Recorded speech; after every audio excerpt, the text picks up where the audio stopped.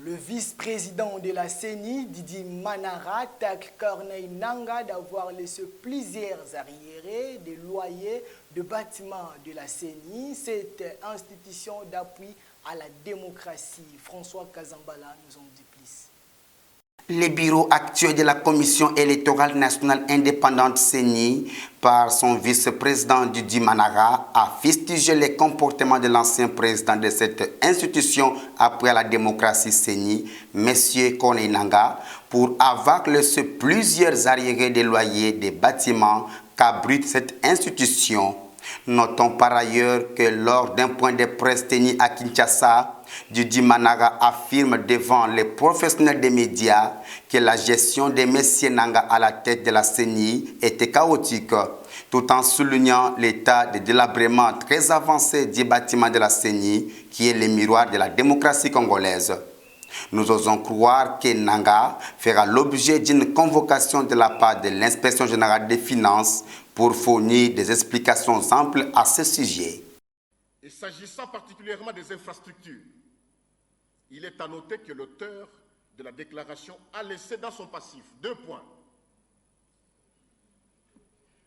Plusieurs arriérés des loyers des bâtiments abritant les installations de la CENI, tant à Kinshasa qu'à travers toutes les provinces, sans exclusion aucune. L'immeuble abritant le siège national de la CENI, l'immeuble ici où nous sommes, dans un état de délabrement très avancé. Je vois que vous le savez tout ça. Regardez un peu l'état de la salle où nous sommes. Avec des installations sanitaires dégradantes. Je n'aime pas en parler. Parce que ça donne... ça reflète l'image un peu des gestionnaires de ce qui est ici. Pour redorer le blason de l'institution ternie par l'auteur de la déclaration, l'actuel management a acquis l'immeuble abritant le siège national de la CENI en initiant les travaux de réhabilitation du dit siège, particulièrement la rénovation de la salle des conférences Abbé Malou Malou, où nous sommes, et ses dépendants, qui sont à ce jour embellis et équipés à la hauteur et au prestige de l'institution.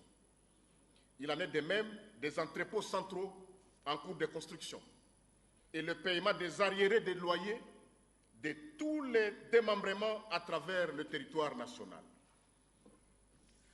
S'agissant du social des cadres et agents de la CENI, plongés dans une précarité sans précédent, suite au rabais sensible des salaires à 40% et à la gestion calamiteuse de l'auteur de la déclaration.